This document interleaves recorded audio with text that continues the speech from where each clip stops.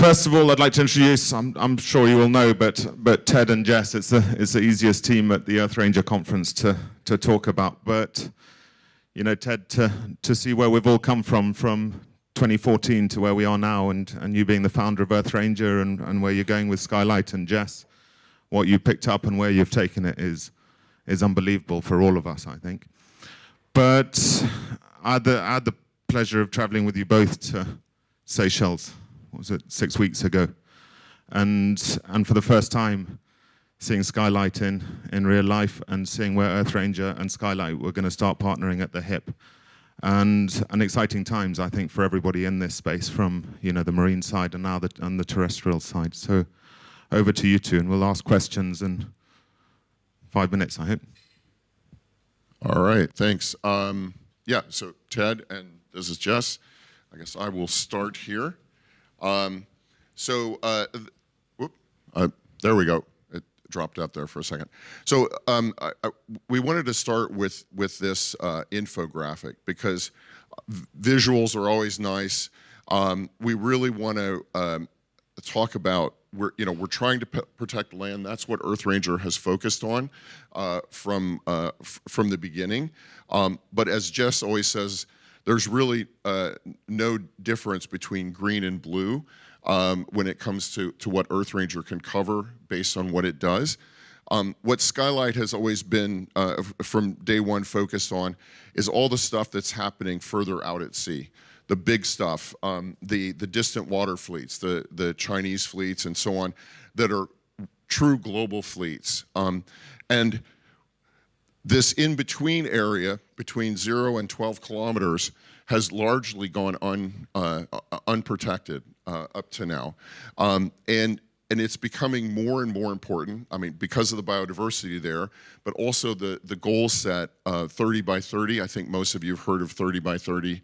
30% of land, 30% of sea by 2030. It's an incredibly aggressive but important goal. And to do that, we have to be able to manage these areas. And this is the thing that a lot of the countries that are thinking about 30 by 30 are asking is, how are we going to monitor these vast areas, whether it's the land, near the shore, or out to sea, and do that in an affordable way? And so this is where we really started thinking about, you know, the artificial boundaries here, and actually, if we want to do that, we need to be able to help that monitoring. And that's what Skylight and EarthRanger, and now the integration of the two together, can really make happen. So I just wanted to give some background on Skylight. I'm going to also show, I think most of you have seen EarthRanger. You probably haven't seen what Skylight looks like. We're at the Allen Institute for Artificial Intelligence, and there's really no better application. And this, Paul Allen, right from the beginning, saw that the need to be able to monitor the vast areas of the ocean are going to require a lot of data crunching. They're going to require automated analysis of imagery. You can't have, no matter how well trained they are, you can't have humans looking at all of this imagery and finding what's going on. So we have a great home at AI2 and access to really world-class machine learning, computer vision engineers. We're hoping to add natural language processing to that because we do have a deep bench there. We haven't integrated that into Skylight yet, but we're planning to do that. And we really are uniquely suited to do this. And the other thing that I wanted to really emphasize, and EarthRanger is just one example of this, is that we want to make the Skylight outputs available as widely as possible. In the marine space, it's one of the things that's quite interesting versus, say, terrestrial protected area management, is that you have a lot of overlapping jurisdictions, and you have coast guards, navies in some cases if there's no coast guard, you have maritime police, and then you have the park services with marine protected areas, you have fisheries that are trying to manage the fisheries. All of those agencies need to have the data to do proper management. And you have developed country governments like the US and the EU, Australia, all have technology platforms that they make available to partner developing countries. I think it speaks to the value we're already adding with Skylight, that we've integrated with the US government platform called SeaVision. We've integrated with 2 EU platforms, one in the Indian Ocean and one in the Gulf of Guinea in Africa. And of course, we've integrated now with EarthRanger to do the MPA management. So I think that's something that I think is incredibly important, is understanding that we need AI to do it. It's expensive. Those engineers are expensive. The data is expensive. We've found an optimal way to produce that needed output and then deliver it everywhere that it's needed. I'm going to just step through quickly here some of the ways we apply AI. So we use AIS is a GPS tracking system that larger vessels are required to carry. And we'll talk about sometimes what they do with those. But if they have those on, you can see patterns in what they're doing and the types of behaviors that they have. And you can see, for instance, here, if 2 vessels meet each other, which is often, it's not always illegal, but it often is indicative of behavior that indicates they're doing transshipping or something they're not supposed to be, bunkering, transferring fish. A lot of factory fish vessels are out at sea. Small vessels go in, fish, and then offload onto the factory vessels. And so this is something else we can detect in the AI algorithms. And then computer vision we use. There are several different types of sensors. There's synthetic aperture radar, basically detecting metal. Has the advantages of being able to see through clouds and all of that. Obviously, the resolution is not great, but the algorithms can pick up, with the training of subject matter experts to annotate the data, that this is indeed a vessel and can give some rough size of it. And then if you've all seen the globe of all the cities lit up at night, that's a NASA constellation called VEERS, and it also works at sea. And a lot of fishing is done at night with very bright lights, squid fishing in particular. They draw the squid up to the surface and then scoop them off, and they have to have very bright lights to do that. So we can detect that out at sea. And then the one that's not on here, but I have some other pictures, is electro-optical, the sort of satellite imagery we all think of with Google Maps. In fact, here you go. And so these are all the different, basically data, sensors, and data types of data that we're bringing in. We leverage open source to make our dollars go as far as we possibly can. And there's some stuff NASA, the European Space Agency, have all these different sensor types available to us, so we leverage those as much as we can. Stunningly, that was not being done by anyone, certainly not for illegal fishing. It just wasn't available to anyone. And now we're making that available to countries who really don't have the resources, the technical talent, and so on, to make that data available in any other way. So it was an immediate need that we're able to fill there. And then where we need higher resolution, where we need to target, because obviously we can't tell NASA and ESA, at least so far, maybe we'll get there. We can't tell them where to point the satellites. We have to sort of take what coverage they decide on. With the commercial imagery, expensive, so we have to use it carefully and thoughtfully, and we have strategies for doing that.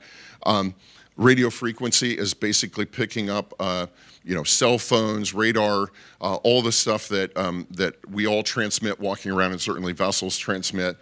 That's an emerging technology. And then higher res satellite and optical imagery. This, by the way, is 2 vessels, and I think they're transferring oil here on these. It's hard to see, but they have run these things across there.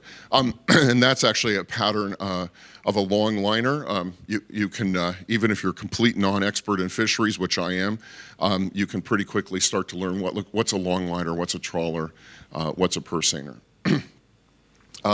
Yeah, and I'll go fairly quickly through these, but these are the different kinds of events. It's nice to see these visuals. AIS is something that can be turned off. When it's on, it's great because we can see what's going on here. The guys doing the stuff that they don't want to be seen doing pick that up fairly quickly and they turn it off. And that's why it's important that while we can see these different types of fishing, different types of fishing, that we need to be able to get imagery where they've been turning it off, and we need to surface that they're turning it off. And the other thing that is really important, and it's something that was from the beginning, the conception of the project wasn't looking historically at what had happened and saying, oh, too bad, that's what happened.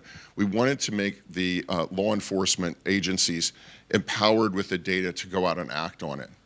And so we try and get these numbers down. It's basically the limitations or the downlinks from the satellites. But we're still in what we call operationally relevant timeframes, where the authorities, if they get the information in this time frame, they can get out and act on it. In fact, we have lots of examples of them doing exactly that. This is night lights. This is sort of what these vessels look like. Off the coast of the Galapagos, at certain times of the year, it can look like a city out at sea with all the squid jigging. And like I said, I'm going to go through this fairly quickly here. But this is the kind of thing that you see here. This is off the coast of Africa, I believe. Yeah, up in the Gulf of Aden, maybe. And then here's some optical imagery. This is Sentinel-2, so you see the resolution isn't fantastic, but it's good enough to be able to write the computer vision algorithms. And again, very quick turnaround. It's hard to see here, but some of these are red and some are gray. The gray ones are ones that we're able to correlate with AIS, saying they're transmitting their location and we see them, so they may be okay. The red ones, which there are a lot of, have their AIS turned off. And just very quickly, at an extremely high level, you get some activity at sea and all the different types. This is light in particular, but it could really be any of these.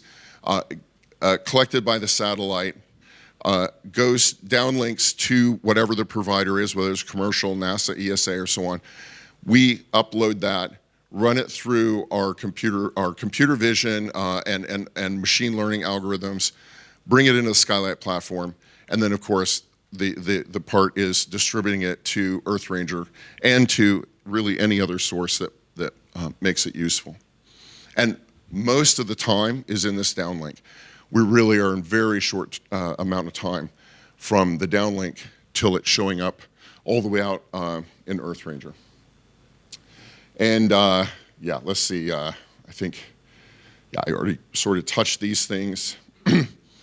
This is really exciting. This is something that that Paul wanted from day one, and we finally, it's taken us a few years, but we are starting to get real success with being able to take the machine learning algorithms that we're doing to detect some potentially bad behavior and actually cue a satellite, an electro-optical satellite. This is a real image that we got from this event that we detected in Skylight. We got this transshipment activity going on.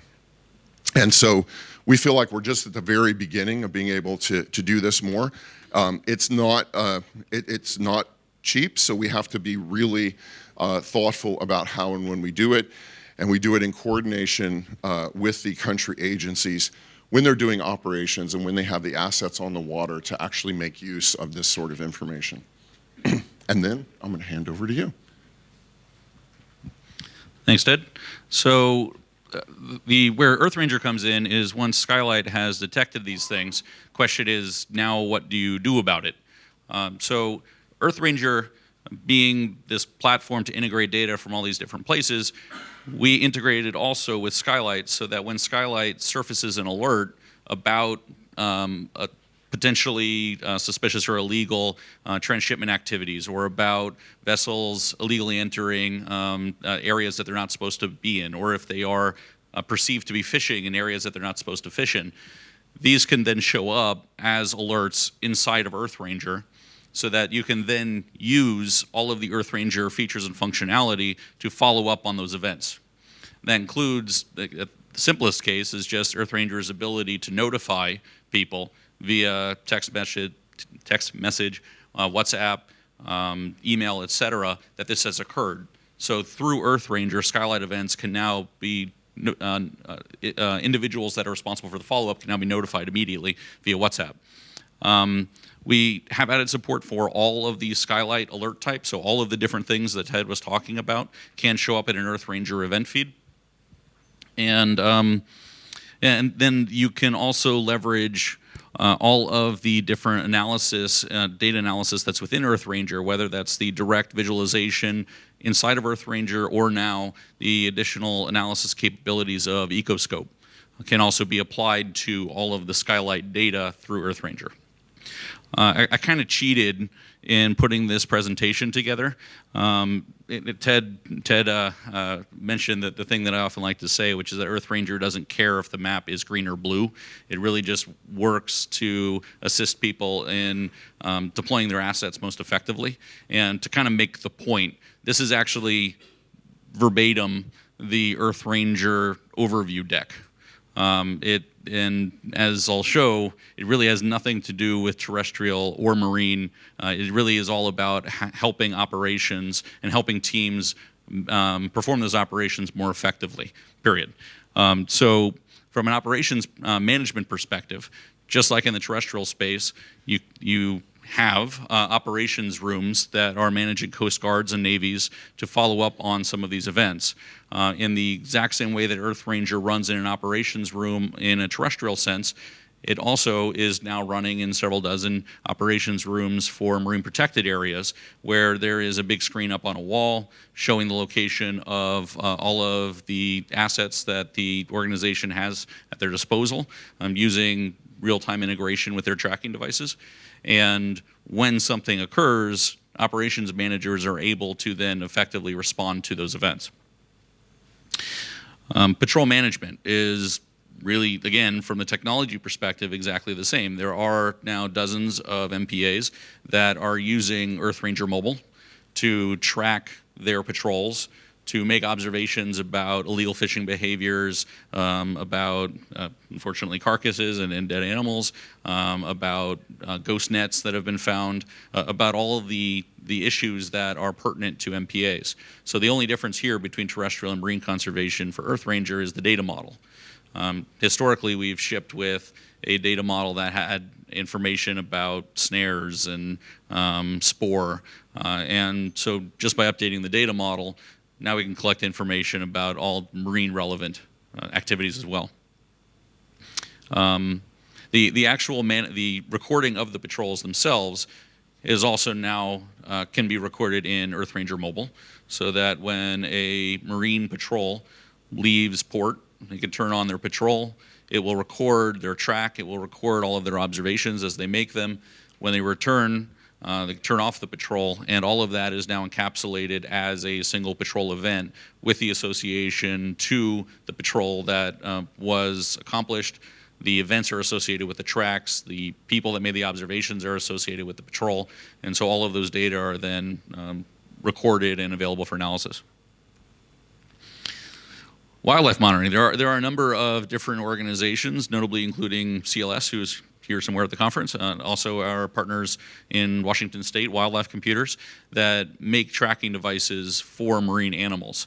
A lot of those are temporary, for good reason, but there are some that are more permanent, and this especially around sea turtle monitoring. So there are lots and lots of organizations that have put some of these tracking devices, GPS tracking devices, on the backs of sea turtles so they can study the movement of sea turtles, also protect them if they wind up somewhere they're not supposed to be and subject to cold shock so that they're not moving from a beach. So the same sort of analysis that EarthRanger does for elephants can also apply there, where geofences to say a turtle is too far north than it's supposed to be can connect with other organizations to go rescue them. But also information about proximity to one another, proximity to other animals that can also inform and help with the research of marine animals. On that note, that same capabilities around cooperation. So working with different organizations that are running EarthRanger, EarthRanger can share those events with other EarthRanger systems. So if the example that I gave about the turtles and the cold shock, EarthRanger can notify another EarthRanger system that that there is a turtle that needs rescuing, for example. And similarly, we also have done integrations with other services that pull in data, like in New England, where we've integrated with an app called Sharktivity that monitors the movement of white sharks. And they have a number of white sharks that are fitted with acoustic transmitters that receive pings on buoys. We receive the ping as well and can surface that as a get out of the water alert, or notify beach management to go into shark protection mode. The reports and analysis, same thing. So for the movement of patrols, for the movement of marine wildlife, the time sliders and the heat maps and all of those tools that are in EarthRanger also apply. So we've seen some great maps of white sharks around New Zealand and the areas that they spend all their time. And on that note, actually, this is from that New Zealand application. So this isn't something that we've talked about a lot publicly, but it is available for any EarthRanger site. This is the Protected Ocean Society in New Zealand that tracks a number of different white sharks and in real time, near real time, using GPS transmitters. And what we have built for them, and also for the Giraffe Conservation Foundation to show the different ways that this can be used, is the ability for them to expose a selected set of their data to the public internet. And so this is, I took this screenshot directly from their website. This is a application that lives on the Protected Ocean Society website that is showing the track of one of their tracked white sharks, but it also allows you to click on one of them and have additional information about the subject, and put pictures on there, really drive engagement with it. So I included this because I thought it was a good example of how some of the EarthRanger data is being used in a marine setting, but this is also available for terrestrial as well. And not terribly interesting for marine, but for terrestrial, it's also a 3D view, which is rather compelling. One case study that we recently learned about that we were really excited about and wanted to share is this is the Parks Denoe team in, I'm going to butcher the pronunciation, but Konkwati Duli protected area, where they received a Skylight alert about the movement of a vessel and illegal, what looked like illegal transshipment activity. They received that alert in EarthRanger, so that would have been in the report feed. They then dispatched one of their vessels, which had an inReach device on it, to go shadow that other vessel, and they were able to follow that vessel as they moved outside of the marine protected area, and I think that ultimately intercepted with them, and I'm not entirely sure the outcome of it, but yeah, okay. So this was our first real tangible example of the two of them working really nicely together in tandem, where the Skylight alert led to the follow-up activity by the team that resulted in taking the vessels out of the waters.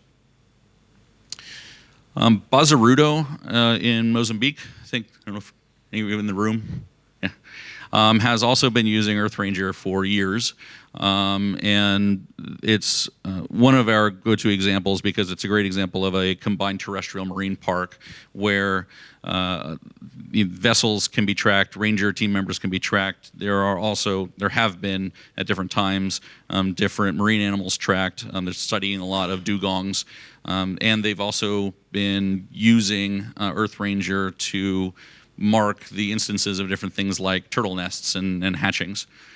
So using EarthRanger to capture data on both land and ocean, but in a combined operational setting. So with that, that concludes what I wanted to say. Anybody got questions? I can shout, mate, don't worry about it. Well, yeah, probably a question for you, Ted. The AIS system that is sort of gifting you that ability to pick up a boat. I've got a kind of obvious question, but probably not so obvious. Is it possible that you could train the system to detect when an AIS signal is actually switched off? I appreciate you've shown the differentiation between where there are boats that you've detected that haven't got AIS, but I was wondering if you could track a boat and see the moment that it goes dark, and then be able to highlight that exact moment so you can get your eyes in the right area straight away. So we actually, I didn't show it, but we call it AIS gap. So we do gap detection. I wouldn't say it's the moment, because you know there's depending on how often they're transmitting, and there's a range in which they can transmit. You know, it's like they didn't show up, and sometimes it can be because of dropped packets. Particularly, I don't know if you know how AIS works, but if you're in a high traffic area, it just drops packets that it can't transmit. It has a certain amount of bandwidth. Southeast Asia has a particular problem with that, and there are some strategies around that. But so there are some factors as to why you might not get a signal. But if over, say, a couple of hours you haven't gotten a signal, then you can be pretty sure. And we do start tracking those. And then what we show is the gap, because when it reappears, we plot that, and then we can, and for each vessel we're tracking all of these things. I didn't show that, but you have a list of all the activities going on with that vessel, and you can see the AIS gaps. And we've seen things like they get to the edge of an EEZ, where they don't have a license to fish, they disappear, and then 8 hours later they reappear magically just outside the EEZ in a different place, right? So we don't know what happened in there, but you can sort of guess what happened. So that's the kind of activity. So we do indeed have that with those qualifications. One more follow-up question, and I'm not that au fait with oceanic kind of laws, etc. But I just wondered whether you considered this. I mean, as you roll out this, it's an awesome capability, isn't it? The insurance companies, I'm going to bring it up because some of the most effective ways of pointing the finger is that there's what your maritime assets that we discussed can do, your law enforcement, your people working in the parks, but ultimately a multi-million-pound fishing vessel, if it's conducting bad business, it will be insured, and it won't go on the water. It will be reluctant to go on the water if it's not insured, right? And I just wonder how close to that political wind you're prepared to sail, because this capability would hold people to account, and would be easy to take to all the big insurance companies and go, right now, this vessel that you've insured, it turned off its AIS and is in an illegal fishing water area. And I don't know where you... Yeah, well, so we have focused on enforcement activities and providing that to enforcement agencies to act on. We do make the data available for other uses. That sort of activity, and yes, that is a real use case. Lloyd's of London would love this stuff, right? So it tends to require a longer record of bad behavior. You can't say, oh, they did this one event one time, and also, as I said, there are always caveats. So they can say, oh well, I wasn't doing this, and so we've actually partnered with some of the other NGOs in the space to collect that information. Global Fishing Watch, I don't know if you've heard of them. They tend to look historically at what's happened and build up records, and you do need to build up records. In fact, I do want to mention it because I think something that we learned early on with EarthRanger, and this very event with 500 people here and all the partners is a testament to the success of that, is that partnering with others that have capabilities they can bring to the table is really important. And in the marine space, it's taken a lot of effort, but a group of 5 NGOs that have various aspects of technology, and we all do a little bit different things and have different strengths. We've formed something called the Joint Analytical Cell, and with exactly in mind that we all have the same mission, and so we're all pulling in the same direction. And so working together, bring the analytic skills. So for instance, Skylight, we have one subject matter expert to make sure that we translate from the subject matter to our engineers, but we focus on building the algorithms. We could potentially serve that use case. We also are very careful about how big we grow. If we're going to serve that use case, we have to have people to engage the insurance industry that understand that industry a little bit. We have to, or a lot, and we might prioritize the use cases we're focusing on to meet their requirements and their needs, as opposed to trying to address illegal fishing. So the answer is yes, we could do that. We haven't done that because it would really take that exploration, understanding who we need to partner with, what sort of skill sets we need, both on an engineering and on a product and business development side. A little bit long-winded answer, but and that sort of covers all the use cases. Yeah. Yeah, and the question about AIS also reminded me of something else that I wanted to talk about, and I know how I missed it. Is that one of the major differences, of course, between how terrestrial conservation and marine conservation occurs are the type of tools that they use. And so some of them have overlap. Certainly Garmin, Spot are used for tracking both terrestrial and marine personnel, but there are a number of others, AIS, VMS, and underwater cameras, hydrophones, all of these sorts of things that are used in a marine setting that are obviously different. We're committed to integrating any of those that are necessary by the organizations that want to adopt EarthRanger the same way we have in terrestrial. So we can just as well receive an alert from hydrophone or a camera that's pointed at a marine setting or and any other kind of device really, and show and surface that in EarthRanger the same way, and also then apply all the same sorts of analyses and alerts that we have in EarthRanger to those data. On that note, actually, please do check out Kristen's presentation about how EarthRanger is being used to track on-demand fishing gear to protect the North Atlantic right whale. So really excited to be part of that program with NOAA as well. And I should also definitely mention that we have been working closely with WildAid as well. WildAid, great. WildAid has developed an application called OFISH, which is a way to record the activity of a vessel boarding and all the intricacies and information that are involved in that, to both effectively record what has happened, but also to keep personnel safe.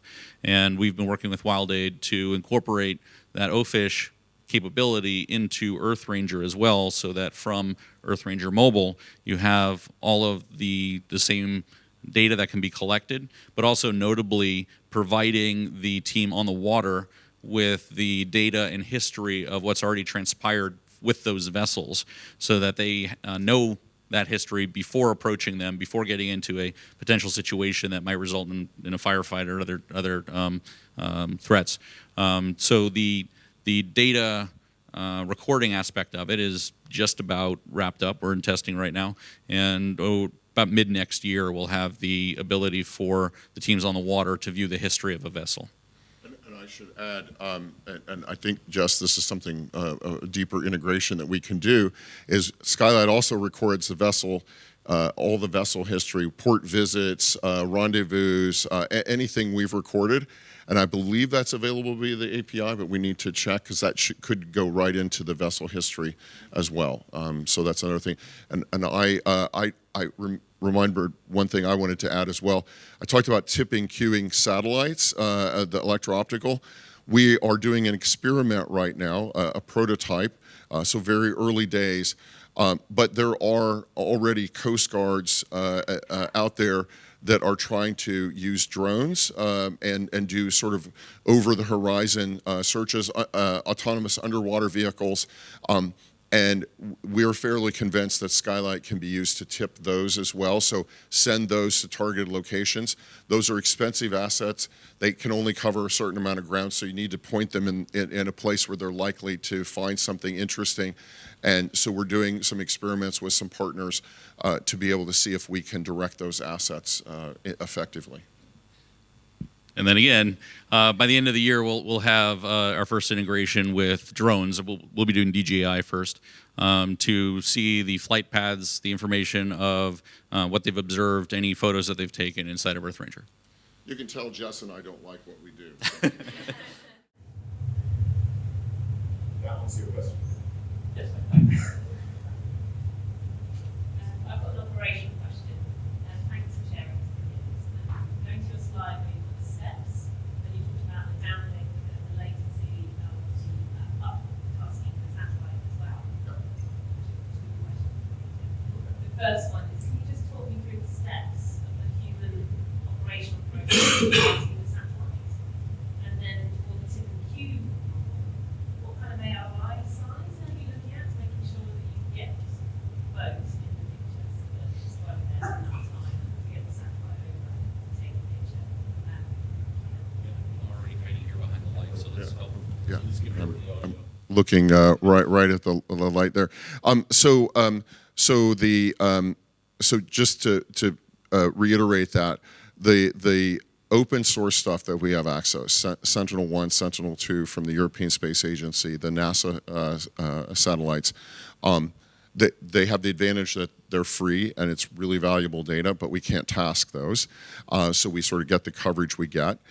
We know what coverage ahead because they publish that, what they're going to have. On the commercial stuff, we can task it, and the exciting thing there is, and actually this is another example of a great partnership, and this time with a commercial company, Maxar, we have automated that tasking. So we put very careful boundaries around it and say, we're ready to task, because we don't want to just task randomly and chew up all of our imagery, but we are able via API to Maxar to, if we detect one of those things like that one I showed, and we're working with someone, we're in an operation, they're like, we want to know where to go, we can set it up so that when we have a detection like that in the right area, and we do bounding, we do areas of interest, just like same as EarthRanger. If something of interest happens in that bounding box, then we can via API task the Maxar satellites to do that. It's less than half an hour, and of course, it depends entirely on where the satellite is in its orbit, and these are sun-synchronous orbits, and I lose all the satellite jargon. I lose very quickly. I have Joe to manage all of that. But and cloud cover, they don't charge us for cloud cover. This is one of the things they have also been wonderful in terms of understanding that we're in NGO, that we're trying to do a for-good space. They don't charge us if the images have cloud cover, or when they task, they know there's cloud cover. They do all of that sort of analysis. But those, we've gotten, the quickest we've gotten is we've tasked and we had an image showing in Skylight in 50 minutes, which is pretty amazing. That's the best case scenario. Average is around 2.5 hours. And I do want to say, this is exciting, but about a third of the time, they don't even try to get it because it's at the wrong place in the orbit, there are clouds or whatever, and then about a third of those we get a successful capture. So, we're around 15% successful. So that doesn't sound great, but actually it's pretty amazing, and we think we can push that up. Obviously, we can't overcome clouds, at least not yet. But we think we can, and we have been pushing that number up and up. But just I wanted to put some realistic things on that. But boy, when we get it, it's just gold. Did I answer both your questions? Okay. Just the AOI size when you're passing 100 kilometers square, 200 kilometers square. Obviously, the smaller they can get, and it needs to be within the range of the assets they have to go and do something. So 50 kilometers, that kind of, depending on the type of vessel they have and so on, yeah. Sure. So just two questions. So one is inland waters, so rivers and lakes, you guys into that. And then two would be, is there any way of integrating the data coming from EarthRanger, right? So tracking the rate of rain light control, for example, that then links up with, let's say, links up with an illegal vessel. And no incident is dark. So some kind of, let's say, illegal activity by the friendly. Is there any way of that data pushing up and how that's going to So rivers and lakes, we had that nice infographic at the beginning, but we didn't have any rivers or lakes in there. And that's actually, I'm getting increasingly asked about that. I know we were asked about that in Brazil. I think the Brazil ministry, they have a big problem on the rivers there. I don't have a good answer. We did do an experiment. Could we get see night fishing on Lake Victoria? And we could. I don't know that it was good enough to operate on yet, but we did do an experiment on that. Obviously, Lake Victoria is quite large, but smaller lakes and rivers, I'm going to throw that to Jes. Well, I think for now, at least, you'd probably have to depend on other types of sensors. And so that's where cameras or onshore radar, those sorts of solutions will probably come in, which isn't as scalable, obviously, so it's not a great answer, but I think it's the best we have right now. But we can help at least with the patrolling and the monitoring of those places. On the question of detecting if illegal activity happened where a ranger team was, but they weren't associated. So I would have said a few months ago that, yeah, we can do it, but it would take some development. Now I'm happy to say we can do it quite easily through Ecoscope because we have access to the different data sources. We can run the history of the patrols. We can overlap the time of the patrols with events from Skylight, and we can do that pretty easily. It would probably take a few hours of development. I've got Doc sitting right here in front of me, and they did an amazing bit of technology deployment at Kafui for exactly this issue of people coming across, I believe it was a lake, right, into the park, and doing real-time AI-powered detection of people moving there, and then feeding that immediately. And so I had to mention that, Doc.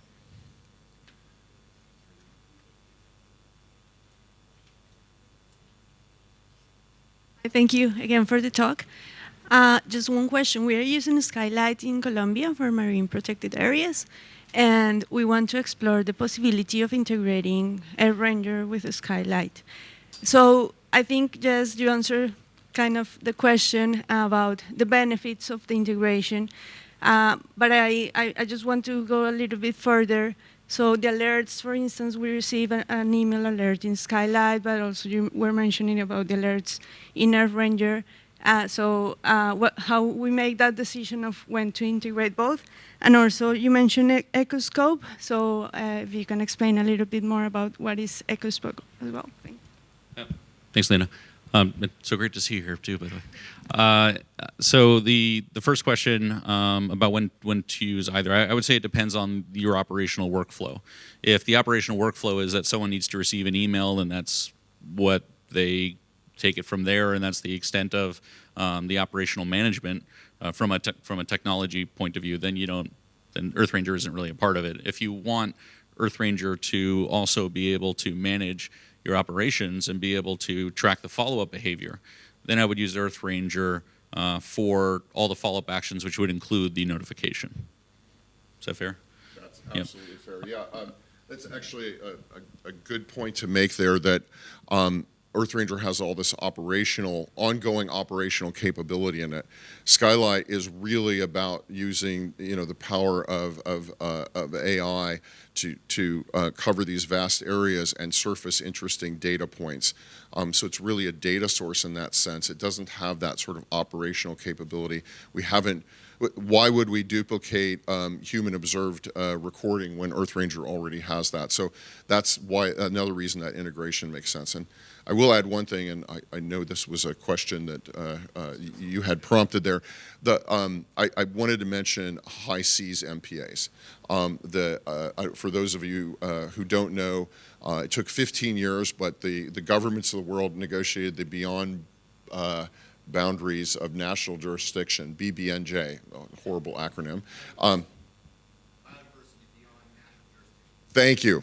Thank you. See, Greg always keeps me straight. So, and we've just recently signed an MOU with the IUCN, and they're one of the implementing organizations for the High Seas Treaty. it is particularly use case suited for Skylight, because you're really talking about things that are distant, out to sea. The only way you could reasonably monitor those is through remote sensing. So all of the, the smaller stuff where you've got tracked patrols and things work fabulously. LMMAs, locally managed marine areas. I probably got that acronym wrong too, Greg. But all of those things, that's where the Skylight EarthRanger integration is absolutely gold. I always say it's sort of EarthRanger forward, with Skylight as a very powerful data source going into it. From terrestrial, near shore, marine protected areas, out to say 12 nautical miles. As you start to get out further, and we already have some examples, Mexico has the Revillagigedo, which I'm sure you know about, and Skylight's been used to great effect already in those distant water, marine protected areas. And as part of reaching 30 by 30, these large, high seas marine protected areas will be a huge part of making that happen, and that's where Skylight will really shine. And then to answer Lena's second question about Ecoscope, Ecoscope is the what I was mentioning during the welcome about the new analytics and reporting engine that we're bringing out, the 30-second version of it, and then please attend Jake Wall's presentation for the full thing, is that it's a modular approach to analysis that allows developers, including EarthRanger, but also the whole community, to create modular analytics packages that you could then apply to your EarthRanger or Smart or Skylight data. And so and the benefit of it being able to access all those different data sources is specifically for the kind of question that was asked that brought up Ecoscope, where we can pull in data from Skylight and compare that to data in EarthRanger, compare that to data in Google Earth Engine, right? Compare that to data from different satellite feeds, and produce these meta-analyses that span all the different data input types and provides a really compelling analysis that is perhaps complicated in the actual production of it, but simple in the way to interface with it and receive the results. And I just would add, Gundi is from a Skylight perspective is brilliant, because not only do we have we can do the direct integration obviously with EarthRanger, but we've integrated into Gundi, which means that anybody using Smart or anything tapping into Gundi immediately has access to Skylight events. Which means now we have to introduce Gundi. So Gundi is another product that we've been working on in partnership with WPS and WCS that acts as a universal transformer and integration platform for data in conservation technology. So one of the data inputs is now Skylight, and one of those outputs is EarthRanger. Another output is Smart. So if you want to take Skylight alerts and have them available in your Smart platform, you can do that also through Gundi. I know you were going to ask about Seychelles. Would you like to just talk a little bit? Yeah, mine was the sort of multi-agency approach. It's one thing we saw in the Seychelles was all the different agencies overlapping, and Skylight was in all of them, but I felt EarthRanger was suddenly the tool that was now going to bring everybody to one table, that they could use it as a single entity, or they could use it as a national tool. And maybe explain that a little bit, how that's going to work and how Skylight is also going to integrate into that. Thanks, Betty. And so this gets into what the slide that I was talking about, data sharing between organizations, which is really, really powerful at a national level, because as we have seen now in half a dozen or so countries, different protected areas, whether private or public, can selectively have their data rolled up to a national instance of EarthRanger, which allows from a central view to look at everything that's going on across the entire country in the I don't call it the past, it's still the present, but in terrestrial cases like in Kenya and soon to be Zimbabwe and other places, these data might be information about where animals are or where human-wildlife conflict has occurred.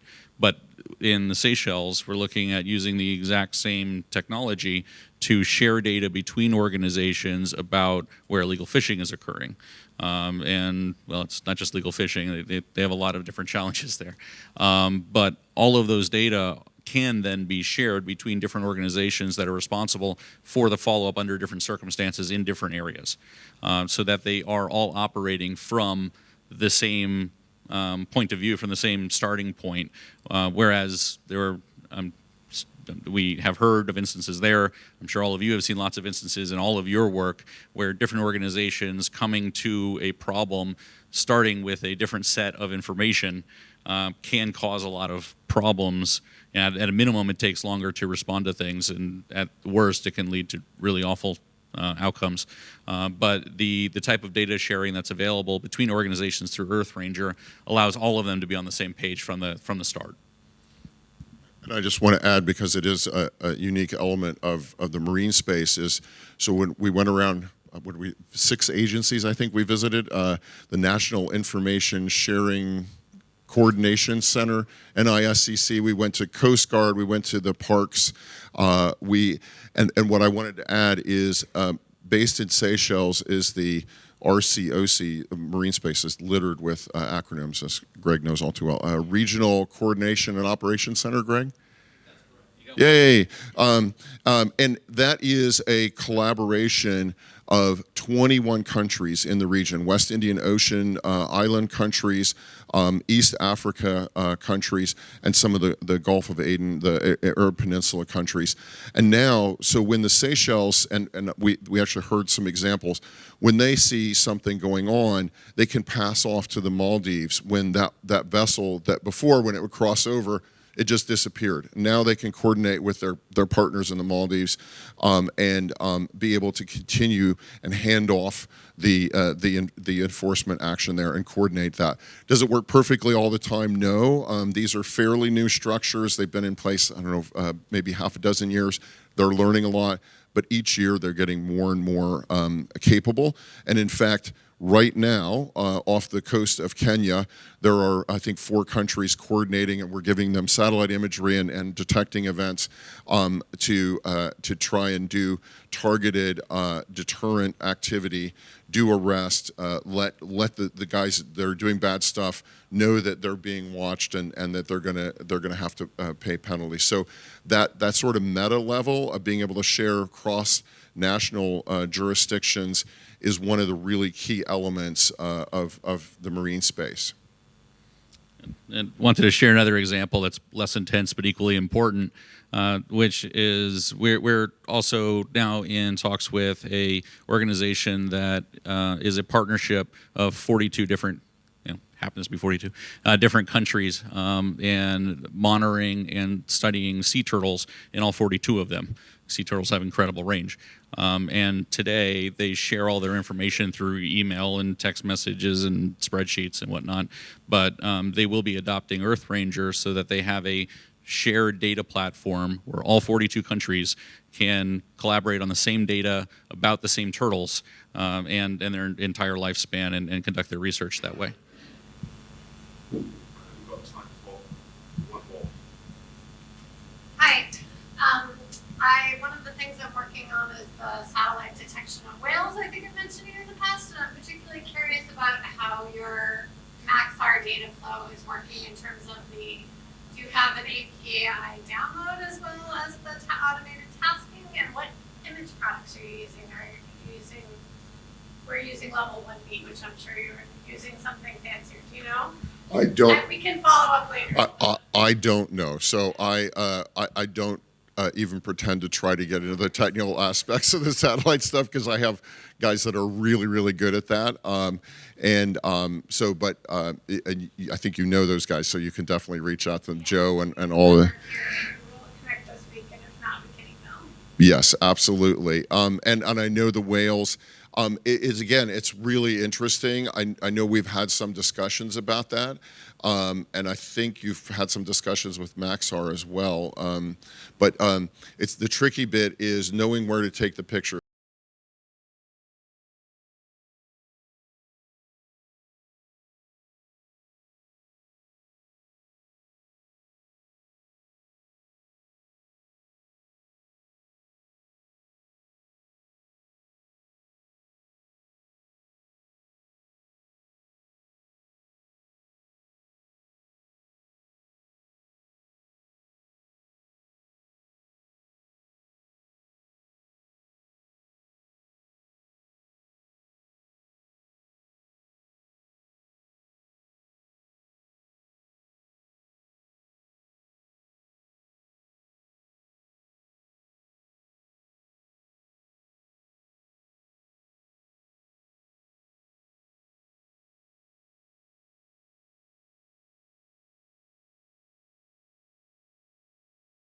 be able to hold people to account or organizations to account for destructions. So there's this other little project that that was funded at Vulcan called the Allen Coral Atlas, which is still alive and kicking. I think Arizona State is running that now. It's still alive, and I think it's spectrometry. I wasn't involved in that, so but it does monitor bleaching events and things that you can pick up on sort of the state of coral behavior. So that's one thing. We haven't. These are all interesting use cases. You know, the insurance industry. You know, monitoring whales and seagrass. These are all things we could potentially do, and certainly you could apply AI to some of these things with all the caveats that go with that. We've been very, very careful about, you know, staying focused on the mission that we have for Skylight, because if we expand beyond that mission to some of these use cases, it's usually non-trivial, and you know, and we could, but that's something. I would love to see us do that, expand into some of these things. You know, some careful thought about how we do that. I can tell you some of the stuff we get. The computer vision guys, I love seeing some of the streams go by on Slack about things, sorghum fields, or I think it was, or maybe it was seagrass. But they were picking up what they thought were the algorithms picking up what they thought was vessels, and they looked at it more closely, and it was kelp. Moon glint. Who knew that the moon had glint off the ocean? I had no idea. And so full moon, we get a lot of false detections on our light detection because of moon glint. The aurora borealis causes us problems. So I can tell you what we've seen in terms of the things that we might pick up based on trying to get the fishing and the vessel algorithms. But no, we have not pursued those. And it's not the sexiest answer from a technology perspective, and it's certainly not going to win X Prize for corals. But where EarthRanger can help ultimately is as a tool for researchers and monitoring personnel to at least record observations of what's occurring on ground truthing at either from just a data collection perspective, but also I imagine that the collection of those data will be invaluable in the future for training those algorithms to actually start detecting it automatically. Yeah, especially for some of the big cruise liners, I'd be interested to see, you know, some of that degradation can be linked to the arrival and departure of certain cruise liners and things like that. Because I know some cruise liners have been like kind of accused of causing damage to corals in like multi-million-dollar damage, but they can't be held to account because there's no real evidence to prove it. So there are so many great pollution. All of these countries that we're talking to, I was actually at a marine conference last week here in Cape Town, talking to those 21 countries. Pollution, illegal fishing, by the way, maybe 5-10 years ago, it wasn't so much on their radar. Every one of these countries, it's one of their top 5 priorities now. Pollution is a huge problem. There's actually a small NGO called SkyTruth that we've worked with that does great work on computer vision algorithms for pollution. So they're doing some work there, and I've actually sent some folks to them because they're doing that good work. There are a lot of applications for computer vision in the sea that are really not being explored yet, and I think there's a lot of opportunity. And we always have to qualify that about how practical it is and things like that, how easily we can collect enough data that we can annotate to train the algorithms and all that, but I think there are huge potential applications that we haven't really explored yet. I think that's time. Both of you, thank you. You know, Ted, Jes, honestly, what you two are doing, I think, for the conservation and the marine protected areas is unbelievable, and there's not 2 people out there that have done more than you two. I don't think, you and your teams and the AI team and Vulcan team. So thank you. And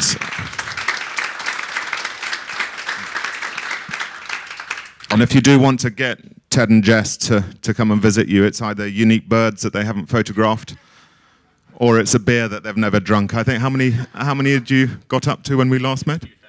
A couple of thousand. So there you go. Find a beer they haven't tested and a bird that they haven't photographed. The Seychelles is perfect for birds. It was perfect. Yeah, not so much for beer, but birds. Right, everyone. Thank you. And yeah, I actually think it's a pity this wasn't in front of the 450 that we're sitting there today, because it is unbelievable what you're doing. Yeah. Thank you so much.